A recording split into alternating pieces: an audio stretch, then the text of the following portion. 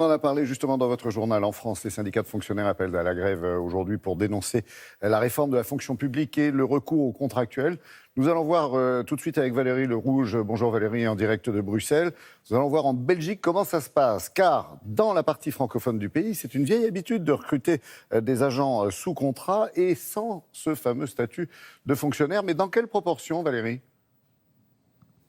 Bonjour Laurent, bonjour à tous. C'est bien quasiment moitié-moitié, 58% seulement des agents des centres d'action sociale, des musées ou de l'administration régionale sont fonctionnaires avec les avantages liés au statut, avec un calcul de la retraite différent également. Et donc, 42% de ces agents sont contractuels, avec donc des contrats qui ressemblent à ceux du privé.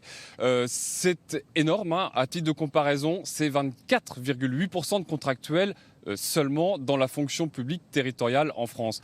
Allons voir à Liège comment ça se passe avec Frédéric Fournémont. Dans les mairies, les musées ou dans l'agence de statistiques, la région wallonne embauche près de 10 000 personnes. Parmi eux, 58% avec le statut de fonctionnaire. Les autres sont contractuels. Josiane a bien tenté le concours pour être titulaire, en vain.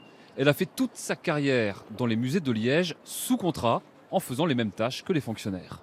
Je pense qu'un statutaire est aussi efficace qu'un contractuel. Simplement, le contractuel, il a plus les pétoches de se faire mettre dehors et donc il va faire profil bas par rapport à son chef de service, quoi. Depuis 3 mois qu'elle est à la retraite, Josiane voit les conséquences de son statut sur son revenu. Ma retraite actuelle est de 1 300 € brut et si j'avais été statutaire, j'aurais eu au moins 150 à 200 € de plus, simplement parce que ça a été calculé sur toute ma carrière, tandis que lui, c'est sur les 10 dernières années. Christophe, lui, est assistant social avec la sécurité de l'emploi et quelques petits privilèges. Le congé de maladie d'un statutaire permet globalement à quelqu'un d'être malade, de s'absenter de son travail un certain temps sans perdre son revenu de base.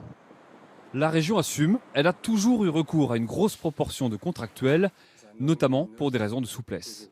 Les procédures administratives étant ce qu'elles sont, ça peut prendre entre 6 mois et 1 an d'organiser un concours et de créer une réserve. Alors là, on peut avoir recours à des contractuels dans l'attente du recrutement d'un statutaire. Mais le provisoire dure souvent et les syndicats wallons sont en pleine négociation pour réclamer davantage de titularisation. Valérie, c'est propre à la Wallonie ou c'est valable pour l'ensemble de la Belgique ? Alors effectivement, c'est propre à la Wallonie, dans la partie francophone, puisque le taux de contractuels est 2 fois moindre en Flandre, ainsi qu'au niveau fédéral, dans la fonction publique d'État. Alors c'est pas vraiment dogmatique, d'autant que la Wallonie est une terre plutôt de gauche, mais c'est lié à l'histoire au moment où la Wallonie a été créée, 1980, juridiquement. Il a fallu embaucher à tour de bras, il a fallu créer ses propres agences et l'administration, entre guillemets, territoriale. Et donc ça s'est fait de manière sous contrat, effectivement, et l'habitude a perduré, ce qui fait que c'est aujourd'hui encore un statut que beaucoup de fonctionnaires ont à vie. Merci beaucoup Valérie, passez une très belle journée, vous et vos équipes à Bruxelles.